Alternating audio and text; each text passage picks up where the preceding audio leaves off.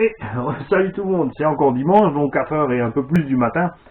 Et je vais vous faire une vidéo sur ma collection RC en fin novembre 2016. Parce que il y en a tout plein en fait qui m'ont demandé. Ils m'ont dit attends, t'as plein de machines en plus dans l'atelier, on n'a pas tout suivi, est-ce que tu peux nous faire un petit tour et les principales modifications? Je vais prendre la caméra en main et on va vous montrer tout ça. Alors, j'ai fini mon Axial Yeti XL, qui est donc la version kit. J'ai finalement acheté une carrosserie de la version RTR parce que j'adore cette carrosserie.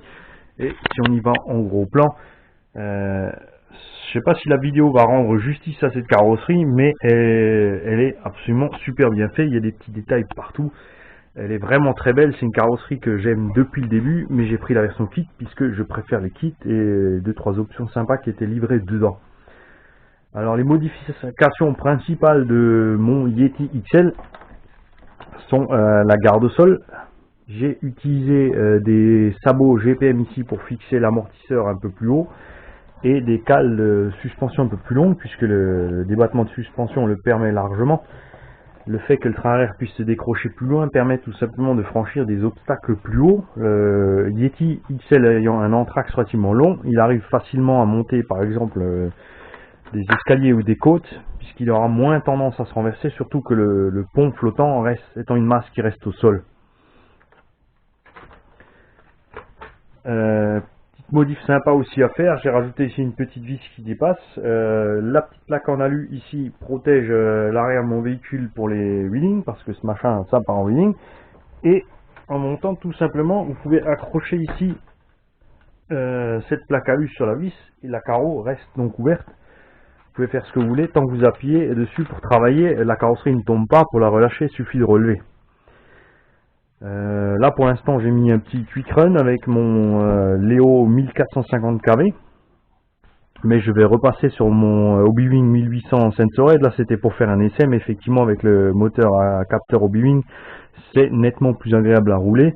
On a un tout petit peu de cogging malgré différents réglages avec ce combo sur cet engin, parce que je l'utilise aussi pour crapahuter, donc moi j'aime bien la douceur.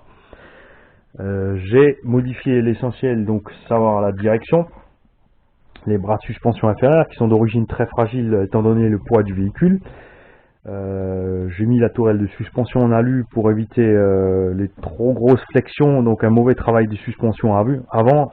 Si déjà j'ai mis les bras inférieurs alu et des suspensions, donc ici au tracing, enfin les ressorts sont de chez au tracing, donc plus durs, pour éviter que le véhicule ne se tasse sans arrêt de l'avant.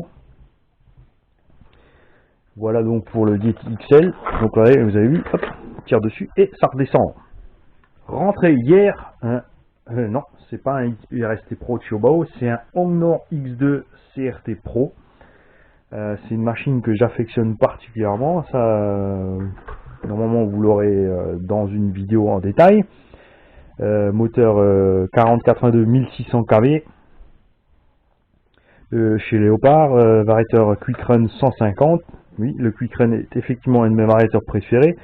Rapport qualité-prix, puissance, endurance, super sympa. Il a des réglages largement suffisants. Un Hobao Hyper ST Pro. Ça aussi, c'est un de mes truggies préférés sur le marché. Pour moi, ça reste niveau look le truggy. La carrosserie est tout simplement magnifique, pas parce que c'est moi qui l'ai peinte.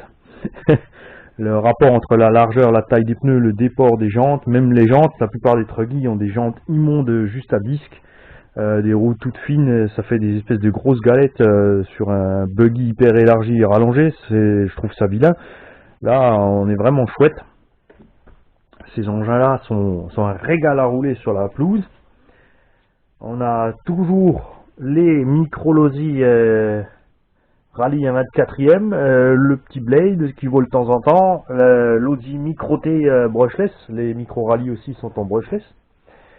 Le Emax du gamin qui est en cours de nettoyage et de révision, la petite Hobby King RZ4 qui est donc passé en brushless qui fait un malheur. Stock de pneus qui a un peu grandi, j'ai à peu près toute la gamme Proline, je suis un grand malade, plus quelques classiques comme les CBN Racing. le stock de radio, puisqu'on roule à plusieurs, donc j'ai organisé plusieurs radios pour qu'on puisse se mélanger avec mes engins. La station de charge. Ici on a une petite évolution puisque j'ai rentré dernièrement ce chargeur là qui est un Radiolink CS86 Plus qui a la particularité de charger 8 accus en fait uniquement par le port de charge, par le port d'équilibreur. Donc pas forcément une charge rapide, c'est pas ce que je recherche, puisque généralement je branche mes accus le soir et je les récupère chargés le matin. Donc là je peux en brancher 8 différents dessus, les laisser charger tranquillement ensemble, sans devoir sélectionner mon voltage ni rien. À partir du moment où vous branchez un équilibreur là-dessus, vous pouvez le brancher n'importe comment, le chargeur va détecter ce que vous avez branché, il va vous donner le voltage de chaque cellule. Quand vous mettez la charge en route, il va vous donner la charge individuelle de chaque cellule.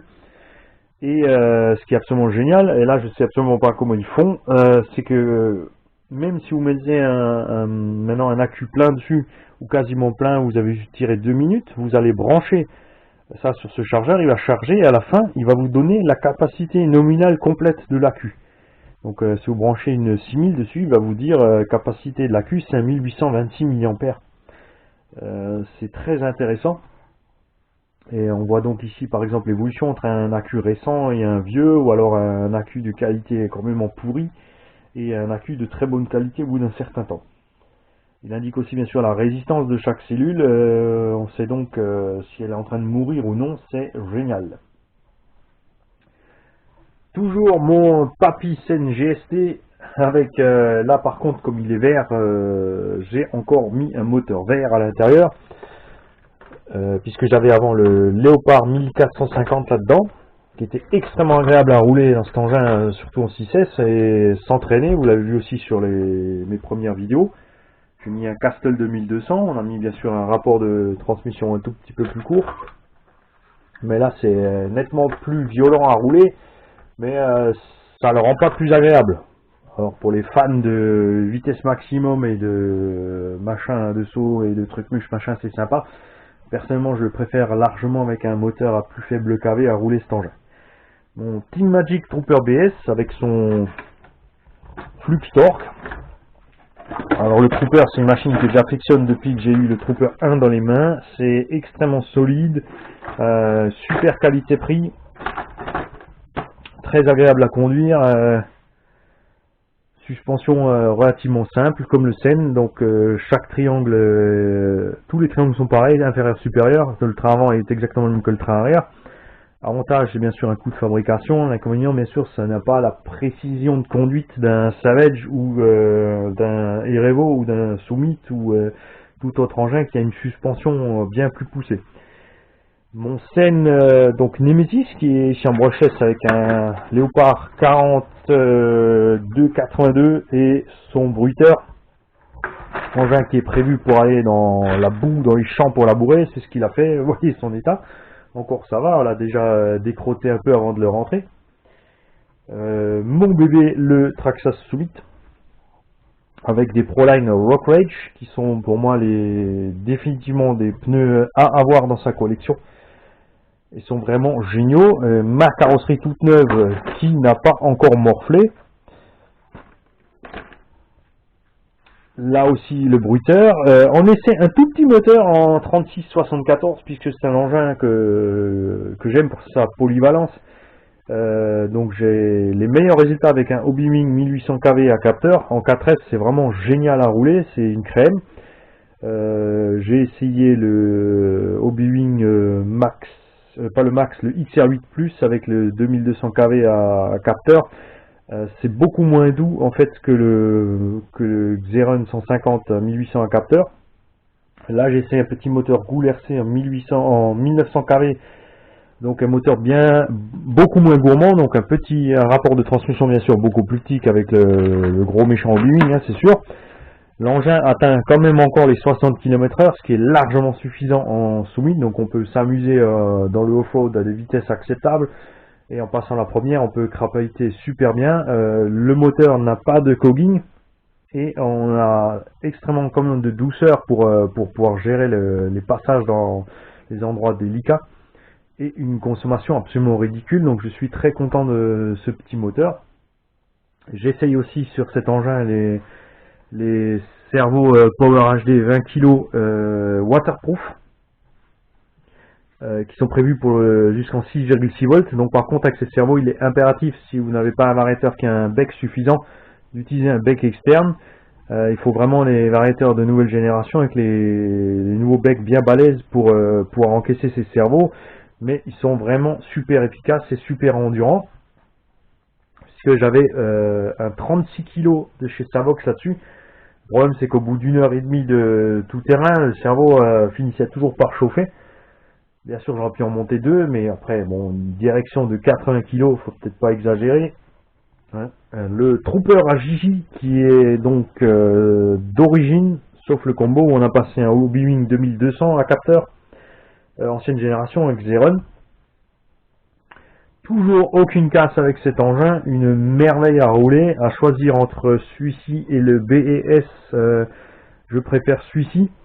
Il est un peu plus léger, sa construction est largement assez solide. Les options sur le BS sont que optiques, il n'est pas plus solide que celui-ci finalement. Bien sûr la transmission est plus solide, mais comme cet engin évolue en 4S, je dirais qu'il est presque inusable. Ma Obao Hyper GTB avec le Orion MR8L dedans, son bruiteur fait toujours des malheurs. La BMT 081 brushless n'a toujours pas été roulée en 6S. Rassurez-vous, ça va venir dès qu'on aura un petit rayon de soleil qui fera bien sec. Je vous promets que je vous ferai un run en 6S avec le rapport de transmission normal pour rouler normalement. Et on fera éventuellement peut-être un speedrun avec le pignon le plus gros possible qu'on peut mettre dans l'engin pour voir ce qu'elle peut sortir. Mais sans faire de forcing, j'ai pas besoin de battre un record. Le slash d'Euromotrice avec l'OBA qui est absolument génial point de vue de la sonorisation, surtout une fois qu'il a tourné à peu près 5-6 minutes, quand les haut-parleurs deviennent chauds, le bruit est vraiment très feutré et hyper agréable et réaliste. La STR8 Rally de Gigi, toujours en parfait état de marche, puisque Gigi n'utilise jamais le plein gaz, et finalement au comptage de tours, elle est toujours loin devant nous, puisque le temps qu'on change les batteries, qu'on fasse nos têtes à queue, qu'on se rentre dedans, qu'on répare nos machines, ou qu'on se contrôle, qu'on ramasse les plots qu'on a dégommés, Gigi pendant ce temps elle roule, elle roule, elle roule, elle roule, elle roule, elle ne s'arrête plus. Bon, Arma Big Rock, toujours en pièces, j'attends encore une ou deux petites pièces pour faire les modifications. Le Thunder Tiger MT4 G5 Karoq avec son différentiel central et son moteur Toro 1550 kV. Une crème à rouler, je l'ai prêté à Fabien pour tester, il est absolument d'accord, c'est super cool et bien mou et tendre à rouler. Alors c'est pas fait pour faire des grosses figures libres, mais juste bien pour s'éclater, comme on s'éclate avec un Truggy. Le Obao Hyper MT, qui lui a reçu le combo d'origine du Armanero Big Rock, les roues du Hyper MT+, et là un grand merci à Edouard qui m'a fourni ces roues, qui me les a équilibrées et qui les a toilées. Donc elles sont à peine peut-être une vingtaine de grammes plus lourdes que la version d'origine non équilibrée, non toilée. Je n'ai absolument aucun ballonnement et pas la moindre vibration. Normalement vous devriez le voir sur les vidéos qui étaient mises en ligne le week-end dernier. L'épave, le Hongnor X1 CRT qui a reçu, qui est donc un véhicule uniquement fabriqué de récupération d'autres machines. On va vous le mettre là. Donc ça c'est le Truggy. Le machin il a une dizaine d'années, à la base c'est du thermique. Il a donc reçu les amortisseurs d'origine de mon Thunder Tiger Karoq, parce que là-bas j'ai passé des amortisseurs en alu au BAO. La couronne d'origine 72 dents qui était montée à l'époque avec les moteurs thermiques. Un petit support moteur de chez Kershaw Design Universel. Donc tout simplement on a percé les trous dans le châssis comme des sauvages et monté le moteur dedans comme ça vient. Le VXL6 de mon X-Max, puisque le X-Max est en 8S, en petit Toro 1550 kV. C'est un moteur que j'aime bien, surtout dans un truggy, parce qu'il est